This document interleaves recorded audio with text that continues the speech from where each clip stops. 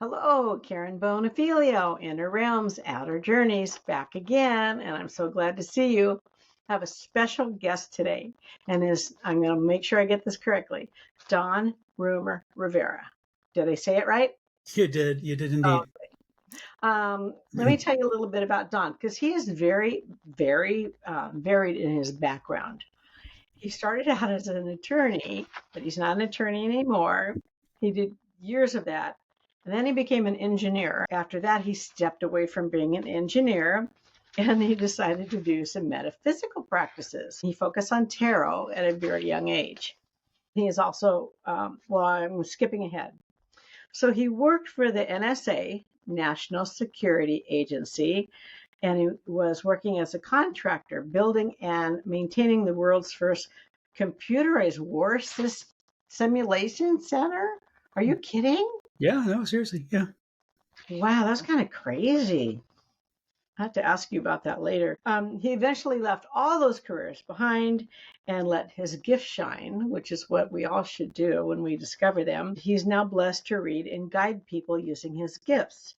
And his gifts started at a very young age.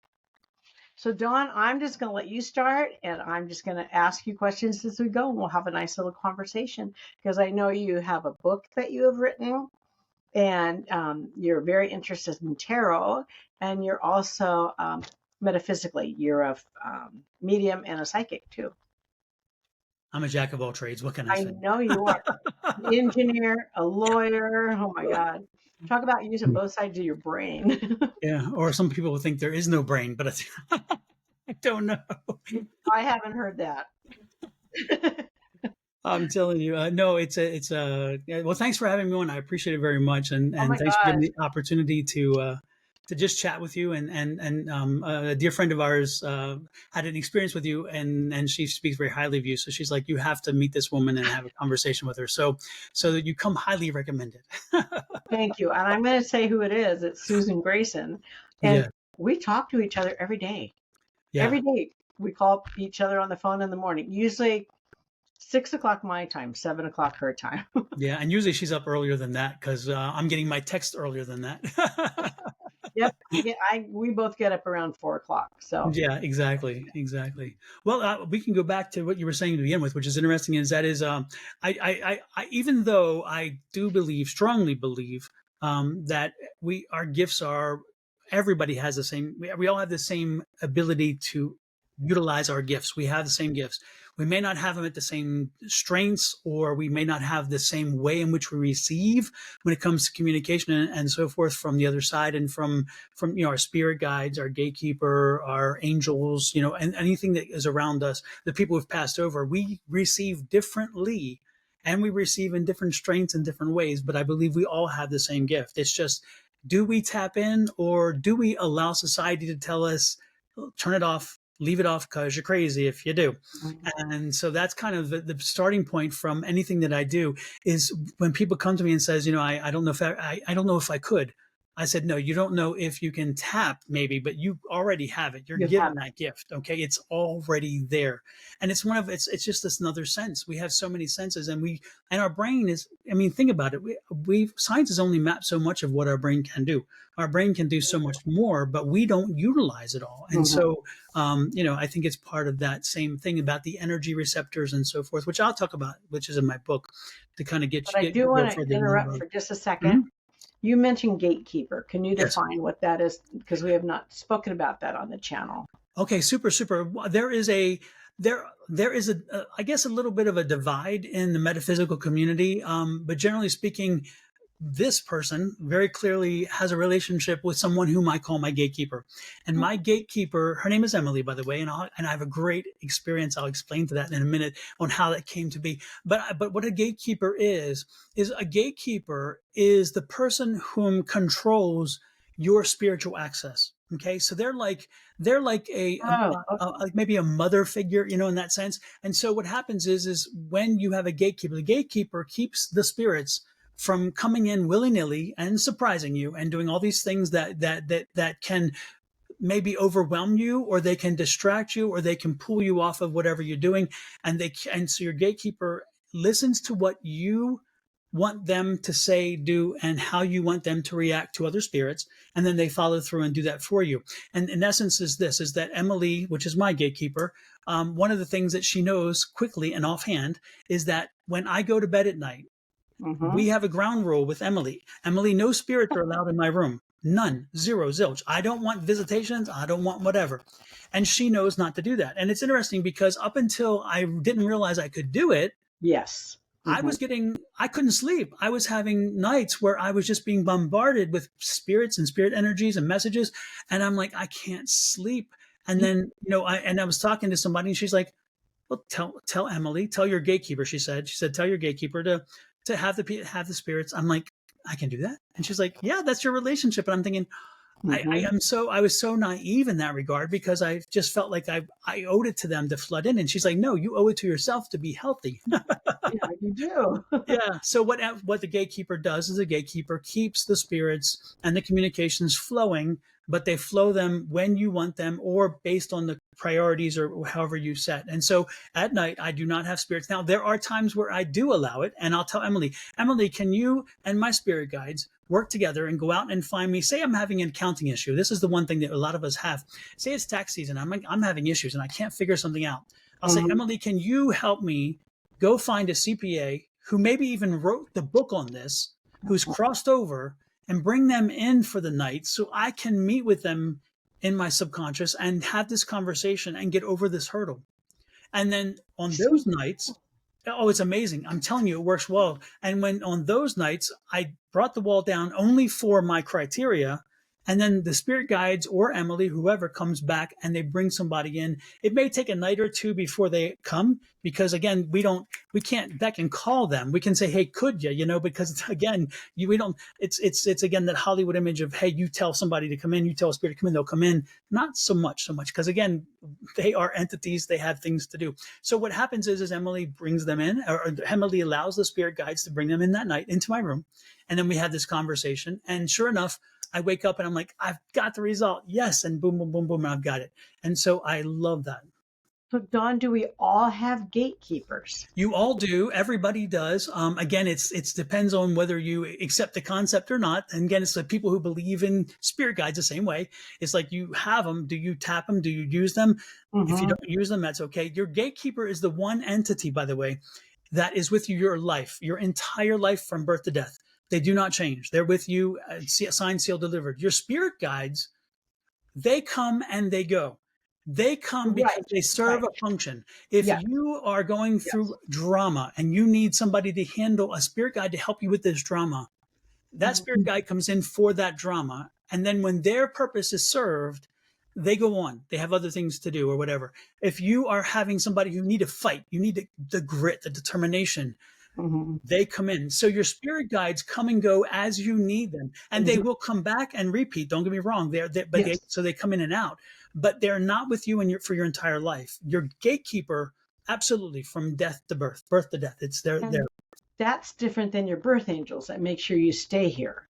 Yes, And in my opinion, it is very different. Absolutely, and I'll tell you, it's interesting because I was wondering how to.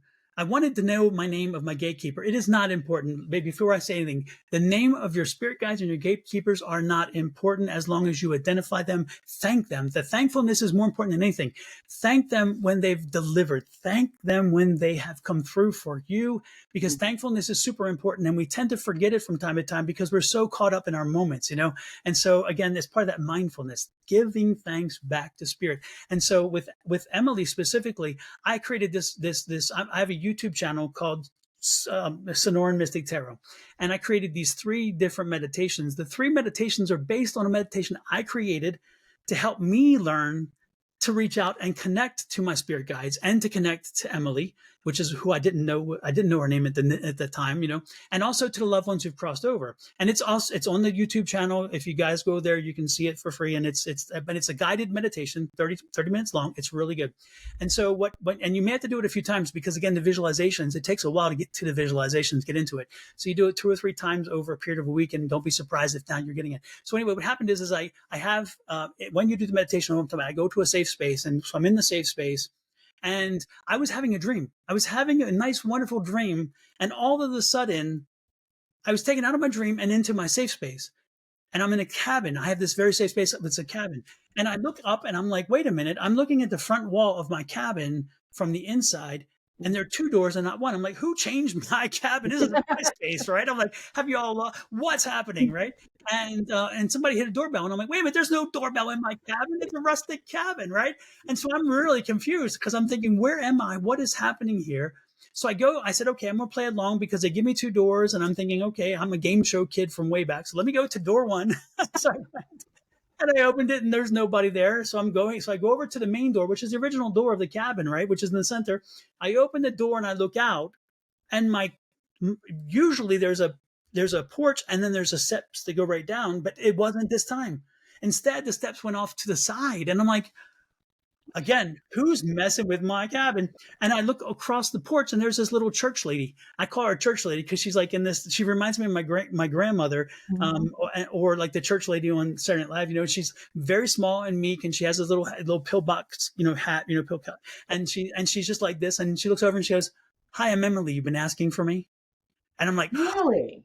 and I'm blown away. And I'm like, yeah. So at that point, I knew it. And it's funny because I have a friend, and this friend can communicate with everybody's spirit guides. I love her dearly. And I kept asking her, what's her name? What's my spirit guide's name? I didn't know it was her or him. What's her name? What's their name? And she's like, it's not your path. Your path is for you to find out. And so when I finally did, and I finally met Emily, I went back to her and I said, you won't believe I finally met my spirit guide. And she says, so Emily disclosed herself? And I'm like, she knew the whole time. Well, she always knew. She actually knows my accountant too, because I have an accountant spirit guide. And so when I told her, I said, I met my accountant spirit guide. And she said his name. And I'm like, you're making this. And she's like, no, but that's not your path, because I would tell other people theirs, but your path was for you to do this. Because again, it gives you that fulfillment, that excitement, that rebirth of energy for these entities and the thankfulness. And so it was quite fascinating how that worked out. So that's my Emily story. And I love it. So Emily and I have a great relationship. We fuss sometimes. We fuss because sometimes she lets some things happen. And I'm like, oh, no, we don't do this. I'm like, we're not doing this, Emily. Mm-hmm. I can relate because I remember having an experience, and after I just put my hands in my hair, I go, well, that was effing interesting. I certainly didn't expect that. So if I didn't mean to cut you off, but one thing is interesting is that, folks, one thing that I learned is that you are not subservient to them. They are not subservient to you. They're helping you. You help them. Yes. And so you can have disagreements with spirits. You don't have to totally fall in line and agree, because this is your life and you have free will. And they give you nudges. They give you pushes. They sometimes smack you upside the head if you don't listen. But the point is that you can fuss with them. You can have the conversation. You don't have to agree completely. And so never fall in line. And this is something that religion, organized religion, has put us in, is that you can't question. Yes. And I'm like, no, I've learned you can, and you do. And the spirit guides will help you sometimes to understand, maybe that's why this is this. And so it's so beneficial to have a relationship with your spirit guides and your gatekeeper, not just a dictatorial situation where they send, you receive. You have to be, it has to be a communicable. Absolutely. Yeah. So I just need to get that in there real quick, because if not, I'll forget and the train will go and I'll be lost. Well, I'm going to ask you, can you tell me my gatekeeper's name, or are you going to make me go listen to the videos to figure it out? I don't have that ability. I don't have the ability to reach out and connect to gatekeepers and have their names and so forth. Then again, that's something that was never my ability. Thank goodness. Okay. It's and so I wouldn't. But I do have a friend who that's her one skill set that is strongest as can be. And she can look at you and she goes, "You have this person and you have this and this and this and this," and it's like crazy, you know. And she even picks up entities that were energies that have never been in human form and stuff. She sees them. Oh, it's amazing, and she's consistent across the board. So many people have visited her, and then they have known also, but then she's like, boom, this is what you got. So offline, I'll give you her information. Yeah, and perhaps she could come on the channel too. Yes, I will send you her information, try to connect the two of you. You will love her. She's amazing. All the people I've met, I love. I seriously do. And they all have a different flavor, and it's wonderful. Yeah. Okay, so would you like to talk about your book? Would you like to talk about your abilities, or where you want to go? Well, let's roll that into one. Okay, Okay. we'll do it that way. All right. You know, I've had a unique background. Like we said, I graduated at 16, went right into school, was working 3 jobs to pay for schooling and so forth, and then Oh, got right into the engineering field, and then quickly left, quickly worked at NSA, and then moved from there to as a government contractor, like you said. And I was so excited, so absolutely excited to get that job and to work because I was extended an opportunity to do something. This is in the 80s now. We're talking the late 80s when computers were monster. They took up a room. They're they large. Okay. did. Yeah. They And what did. we have here, this computer is so much more powerful than the computers I had to work with. But that's what we had to work with. And so we created our whole function was to create a war simulation center in Germany. It was on Einsiederhof Air Station. So we could help train military at corps level and above on how to fight wars better, wiser, smarter, and help us win quicker. And so, and the reason why you do that is because if a captain or a colonel, a major, or even a colonel was to tell a general he's wrong, you're talking about demotion, career ending, all those things, right? But if the computer tells you, you can't fire a computer. Okay. And so what we did is that we created this war simulation center, and then we ran scenarios and helped the corps level and above folks to understand if you make this maneuver based on strategic principles. And when we first did this, there was the Soviet Union. For folks who don't understand, the Soviet Union existed up until 89 when the wall came down. And by the way, I was there. I got my piece of the wall. And I still, to this day, I have Did a you picture. really? Oh, absolutely. I was in West Berlin when it came down, and I have my piece of the wall, and I'm beating the hammer, and that's a whole other story. But anyway, That's move on. cool. So we were there, and what we did is we took the Soviet artillery, all of the armaments they had, planes, everything, and then we did an algorithm that understood their equipment versus ours, and then that's one of the things we used, plus a lot of other things, plus historical processes and so forth that the military used. And Wow. so we could game out the system. When the wall came down, we had to change it. So we call it the red cell because of the Soviet Union was red, remember? And we Yep. changed it then to an orange cell. So it was for any potential conflict in the world. And eventually we gamed out an area that looked a lot like Iraq and Iran, a lot like Iraq and Iran. Hint, hint, hint. But it wasn't Iraq and Iran. Hint, hint, hint, because we didn't want to piss anybody off. And so we actually gamed for a long while, and then I was at the Pentagon on that time. I was at the Pentagon. How old were you? I was young still. I was in my 20s. I was in my Jeez. 20s. Yeah.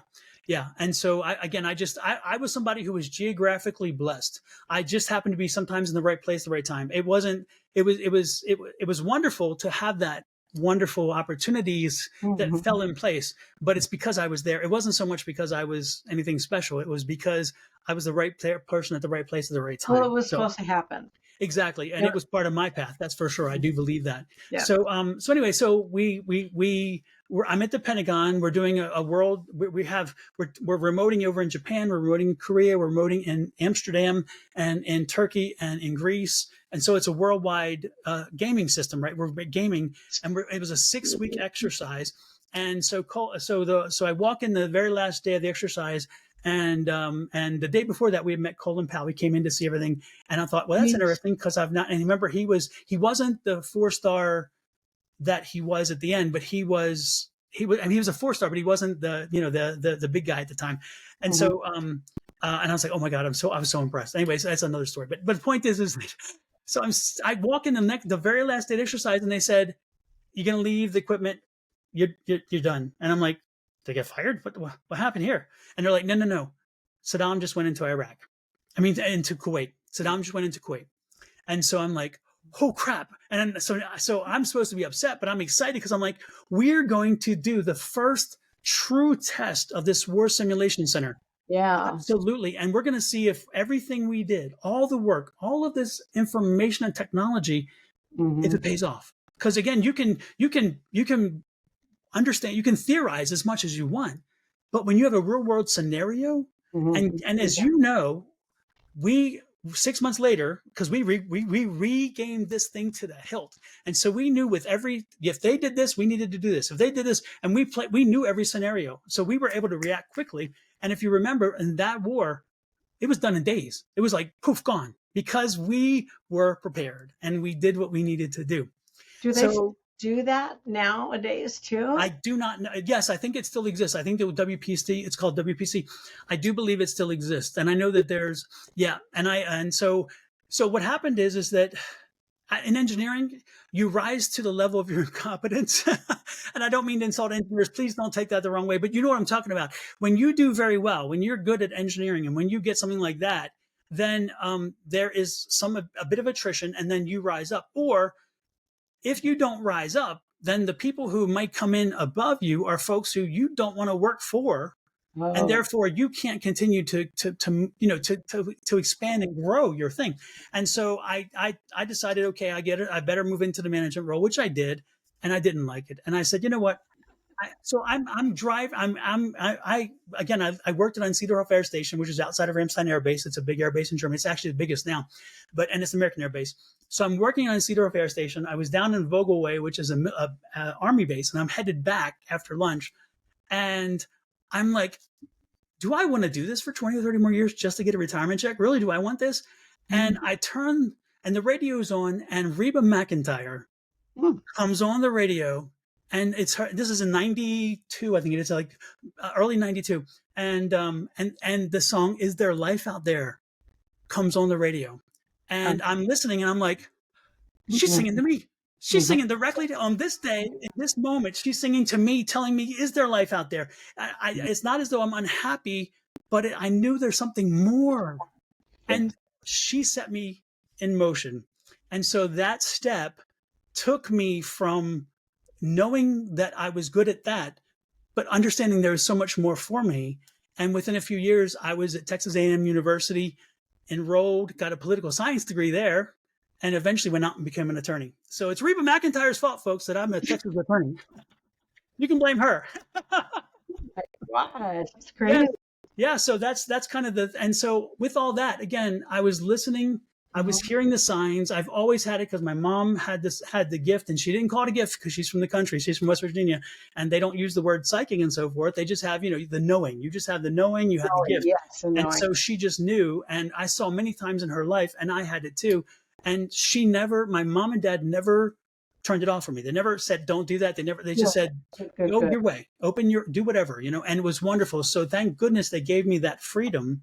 And so as I went through my life, I was able to listen to my voices, listen to spirit. And so I started doing tarot cards early, and I was doing them for friends and family, but keeping it kind of under the radar because, again, in the electronic background and in the law field, that really, that's kind of a little, it's a little difficult for the folks in those fields to understand.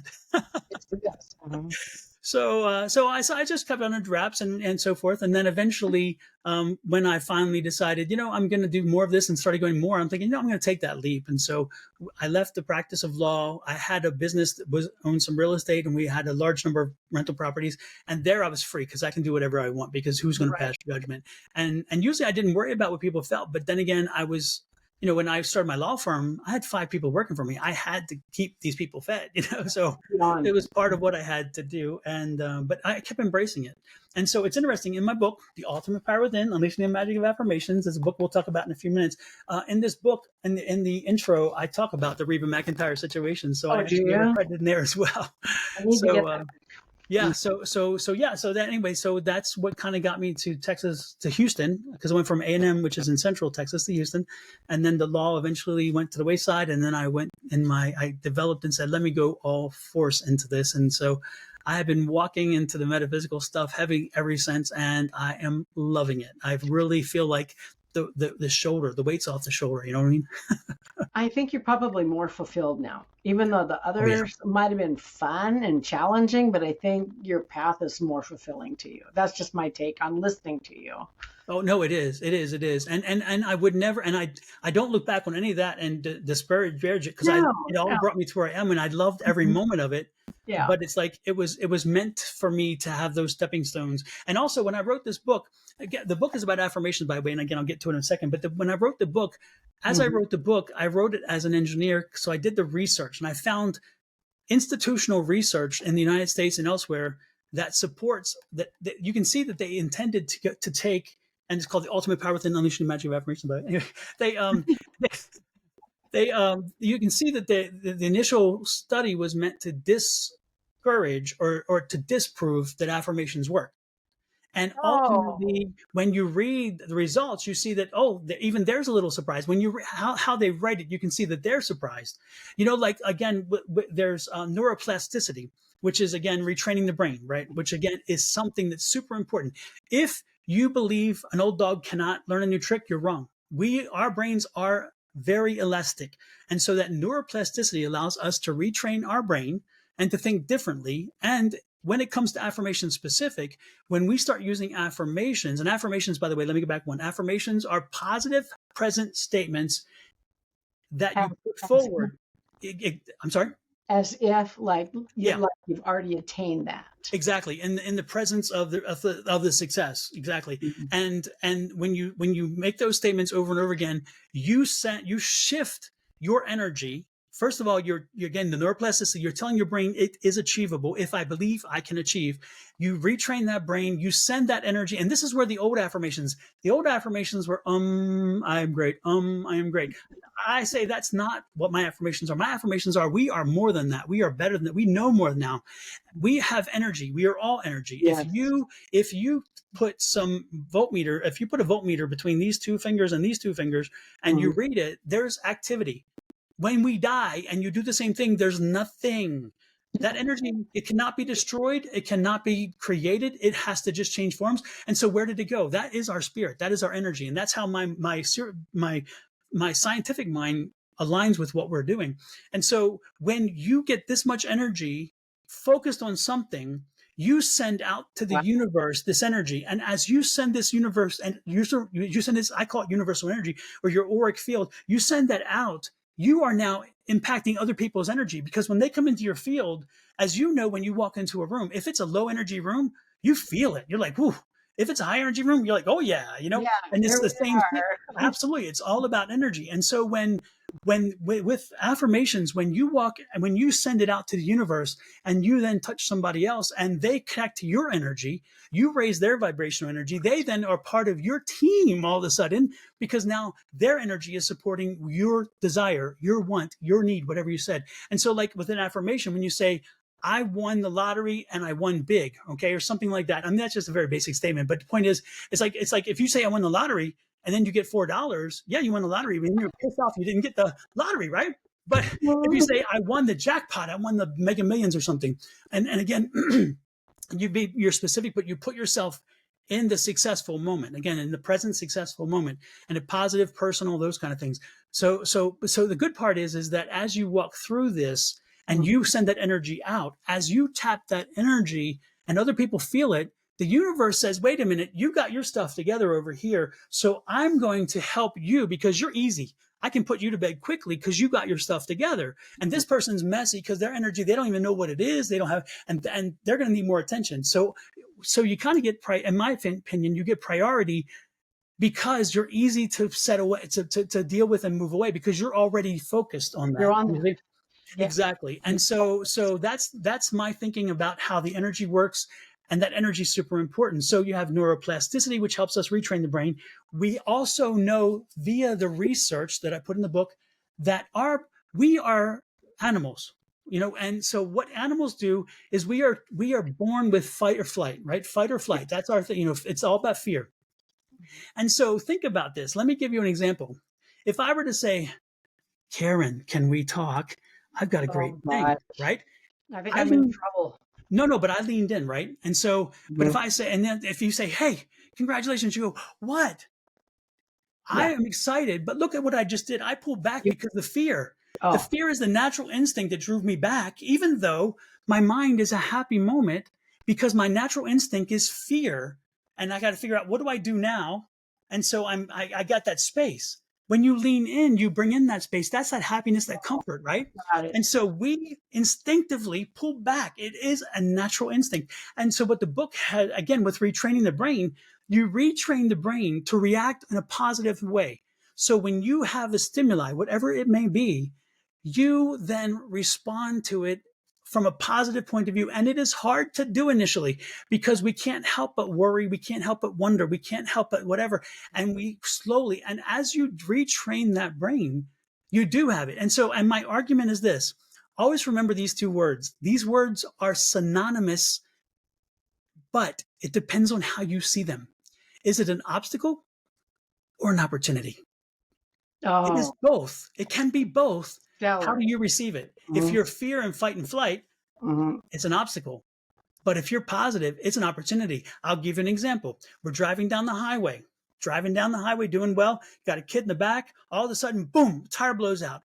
We have to do this. We maneuver over, get off the road safely, pull over, and Yeah. we're doing fine. We call the service or whatever else, or somebody comes behind us and they help us. I jump out of the car. I can go crazy. I can have my hair on fire and I can be mad. And I can't believe I'm running late. And this always happens to me. And I just whatever, right? We could do that. We could do Yeah. that. And it's a natural response. I'm not saying it's wrong. Hmm. But my question is this: you just had a blowout. Hmm. You navigated across a traffic driven highway and you successfully navigated your car to a stop. You Hmm. got out and you saw your wheel is intact, your rim is intact. So you don't have a damaged rim. You only have a bad tire. Get a Your tire. child in the back is safe and secure. Hmm. And so you're delayed a little bit. Opportunity. I Yeah. need to get the tire fixed. I'm glad this was. And then you get to your destination and you find out they're running late too. Yeah. Is it an opportunity or an obstacle? Your reaction is your instinct. Again, by training it to go to the positive, to the opportunity, you So, can Don, embrace so many things. how long does it take to reprogram your brain? It depends on how hard you work on it. Because again, if you start working to retrain the brain and you're consistently working on it, and so I mean, I'm not talking just like once a day, think about it. No, I'm talking every Oh, time you react. When you're reacting, because again, a reaction is automatic. But as those endorphins kick in, yes. tell Hmm. yourself, wait a minute, I have a moment here. How can I handle this? How can I handle it? Not how I will, because again, will is instinctual. How can I handle this? And you say, okay, I would initially do this. Do I need to do My that? gosh, Don, you know what? You had computer problems, and I'm thinking how you handled it, how I Mm-hmm. handled it. And mine went into fear mode because I was Mm-hmm. going to interview you. Yeah. I'm going, oh, I got to call Mark. I got to get this. Yeah. Yeah. And mine was, let me see Perfect how I can fix this. This is just a little problem, just a hurdle. We're good. Yeah. So it's Mhm. exactly because again, for me, it was just like, Yes. oh, like, we'll work through it. That's fine. And And I'm so really again, reactive too. So that's no, exactly. And it's not, I don't, the best part is it's our natural state.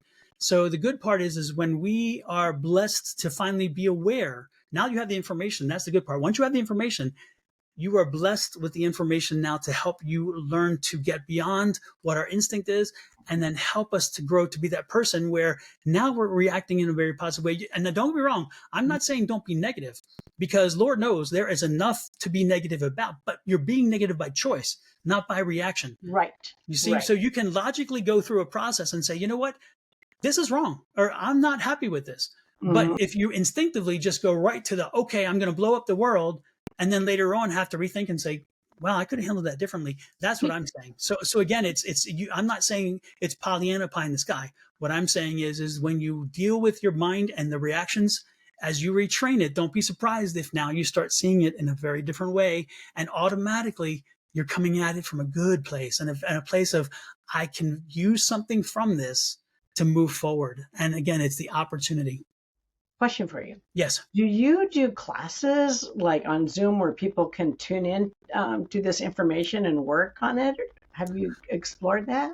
Well, I do. On Wednesday nights and Thursday mornings, I do live stream tarot readings, which we'll get into a minute with that.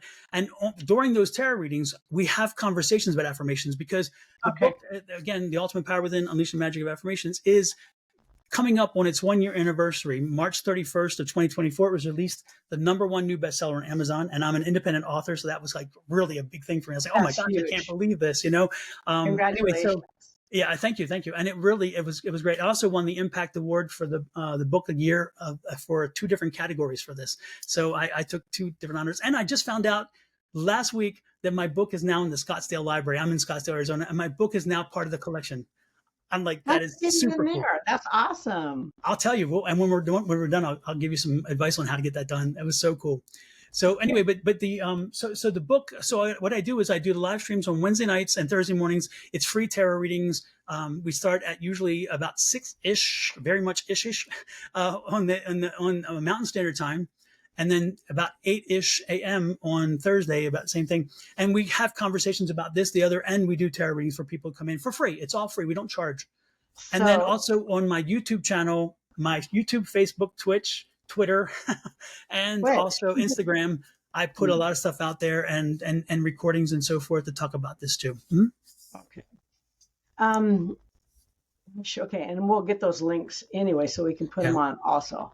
Under Sonoran Mystic Tarot, that's the name, because I'm Sonora in the Mystic Sonoran Tarot. Desert. Yeah. I'm going to be checking you out. I am. This is fascinating. Don, we only have a few more minutes to Yeah. talk about the tarot and Mhm. that. So we'll probably come back another time to talk about your other gifts. Okay. What else would you like to, Sonora Mystic Tarot, what else would you like to mention? Well, did you want me to go into tarot now while we're there, or do you want me to come back another time for that? Uh, how long will that take? We're going on 36 minutes now. Yeah, tarot's going to take a little longer. Okay. Yeah, I can So touch on it, but a good in-depth conversation okay, because of. let's touch on it, and Yeah. then we'll incorporate it with your gifts that you use. Super, super. We'll do that. Tarot cards, for those folks who don't know, tarot cards go back way, way, way back to the 14th century. This is a deck of tarot cards. This is my go-to deck. I love this deck. This is the guy who makes this deck. He's designed 3 different decks, and it's interesting. The people who I read with and people who I study with, a lot of them have started using the same deck because these images. I mean, look at this image. I love this image. This is a 9 of Pentacles. Yes. And you see the bird on her hand because that's spirit talking. Mhm. I love it. And again, there's all the tarot decks have certain specific Yes. things that are drawn to when you're a tarot reader. You're drawn to. The tarot is broken down in a major arcana, a minor arcana. The major arcana are major life shifts. So if you're getting a tarot reading from somebody, or you're giving a tarot reading to somebody, and you see a lot of major arcana cards, and there's very few of them in the deck, that means something significant that's going to last for a while is happening. Versus a minor arcana, and what I say is the minor arcanas are like something in a week or two or something like that. And so it's kind of like I say, if I go to my grocery store and I send you down the road, I'm like, you're going to take a right, a left, and whatever. And so that's a minor arcana. But I'm saying, hey, you're going to change your career. You're going to change your life. You're going to have a child. That's a major arcana. That's something that's drastic and will change. The right and left doesn't mean much. It only helps you to get clarity for where you're headed. But when you get the major things, that's a major arcana. So as somebody starts reading for you, they read with the cards. The cards have certain things that give them a key. But if you read with an intuitive tarot reader, an intuitive tarot reader is someone who uses intuition, who uses their spirit guides Right. to Like connect and say, like this card here, this is the world card, right? And if I were to use the world card, if I were to just see this, I'm like, okay, it's celebration, good things coming to an end, that kind of stuff, right? Or great things are coming. But if an intuitive tarot reader will see this along with the other cards, and they may find a yes. whole lot more to this. And so they're asking spirit, what is, when we sit down, we say, what is in this person's highest and best interest? What serves them best that they need to know now? And then we go in that direction. And that's the one thing that is amazing, is that you can again, ask your spirits to talk to their spirit guides, your Yes. guides to theirs, and get Mhm. information and be able to share that with them. And it's kind of like a melding of psychic abilities and tarot. A basic structured tarot is just reading from cards, but an intuitive tarot is putting their psychic gifts to work and saying, I'm getting something more than this. And so this is merely just a roadmap for me to help you expand on the picture. And then that's where the intuitive stuff comes in. Okay, I have two questions for you. Yes. Um, I know you do psychic and mediumship Yes. reading. Do you also incorporate tarot, or do you do that separately? There are times where I will use tarot. Sometimes, to be honest with you, sometimes I'm at a point where I can do psychic all the time and not need the tarot. But Hmm. the problem is that I will read for people, and when I do my Wednesday nights and Thursday mornings, I have a person, Angie and myself, a friend of mine. She and I are on screen together on Wednesday nights, and Shauna and I are on Thursdays. And there are times where I'm like, I'm doing all psychic tonight. I'm not doing the tarot, and I'll do it. And then it's funny because we were talking about this last night. I teach a class on, I don't teach, I proctor a class, a live class to the universe for free on Tuesday nights. And it's a bunch of psychics and mediums who get together and practice our skill set for 2 hours and have communication. So it's a community and it's for free. It's no cost. And if you want to I do it, was I was a sitter for a class like that. okay. Yeah. So yeah, it's a wonderful class and it helps people on all the levels to help practice and get to and communication and so forth. It's wonderful. And again, it's a Zoom class, so it's throughout the world. We have people from India there. We have people from England there. We have people from Scotland. We have people from all over the country that come all over the world comes through. It's And very these are cool open to all of us. to anybody, everybody. And I'll send you a link. Karen will Yeah, have a link, folks, and then she yeah, can post it. And you're welcome definitely. to click that link and join us. I mean, it's a fun thing to do. But I'm the going to join. oh yeah, you're welcome to. Absolutely, it's an amazing thing. But the cool part is I lost track of what I was saying, so I don't even know. Sorry. That's the train. It goes out, you know. But No. oh no, the tarot versus psychic. No, what I do is with my friends sometimes I'll say tonight I'm having psychic, and then there was that one day specifically I told her I'm going to do a psychic reads. So Angie did the cards, and then I did the psychic read, and they said, "So Don, now tell Oh, me what the cards say." And I'm like, I just gave you a more in-depth reading based yes. on my spirit guides and your spirit guides. We're talking a higher level than Mm-hmm. what a card can do. And you want me to now look at a card? I mean, like, really? Really? Someone I was was, because confused. some people need the, and I hate to say it that way, but some people need the theater. They understand, they'll understand this because it's physical, you see? But Yes. if my spirit guides are talking to me, you don't see that process here. You Figure don't out. see it here. Instead, you think, okay, is this real or not? Which I totally understand.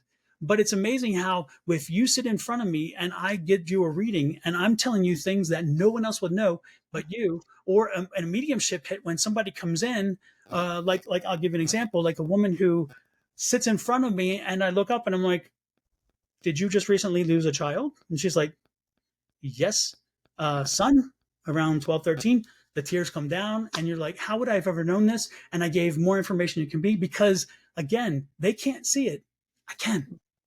I can. So sometimes they need the theater, unfortunately, you know. Show me the box. I want to see what that box looks like. When I order your book, I'm going to order that set. I don't know if I have this box specifically Or because when I keep them in what do you call it? Like a safe box. So this is actually the safe box I keep them in. I well, don't if you keep them can in the figure wooden. out the name so I can look for that, because those cards are beautiful. Yeah, they are. They're amazing, and Yeah. yeah, they're quite And I'm impressive. sure everyone else on the channel is going to go get those too. Absolutely. Maybe Yeah. you should So design cards too. I'm sorry. Maybe you should design cards too. I'm doing it already. I'm doing it. I'm working on 3 books. I'm writing 3 additional books, and I've got each of them about halfway written. And then I put them down for a while, and I'm getting back to them. One on spirit guides, communication with spirit guides and gatekeepers, helping people truly understand what they are, Mhm. how to do that. One on chakras, again, helping to understand what chakras are in a Mhm. more basic way. And then the third book was just kind of an interesting book of life trials and experiences that help you understand that no matter what, a defeat can be a challenge, but it can also be a victory. So it's one of those things, you know. And then, but no, I'm working on 2 tarot decks. One is a Dali-esque deck, Mhm. and I love the images so far. You should see them; they're crazy. And then the other deck is actually a Sonoran Mystic Tarot deck because it's based on the Sonoran Desert. Yeah. And so those are the two things I'm working on for decks. So yeah, I'm already working on that. Like I Sure. have free time. Freaking amazing. I'm not kidding. I think I take on a lot. I'm not even close to what you do. Mm. Dawn, it has been a pleasure meeting you, and I'm looking forward to having you back on the channel. So I want to thank you so much for coming. Appreciate it so much. And Thank I you. I love your appreciate it. energy too. Well, I appreciate you having me on. And again, don't forget, folks, The Ultimate Power Within: Unleashing the Magic of Affirmations. It's Yes, on Amazon. yeah. I'm going to try to find it on another place than Amazon because I don't want somebody to earn money off that. But yeah. All right, Dawn, thank you so much, and we will see you soon. Thank you. Thank you.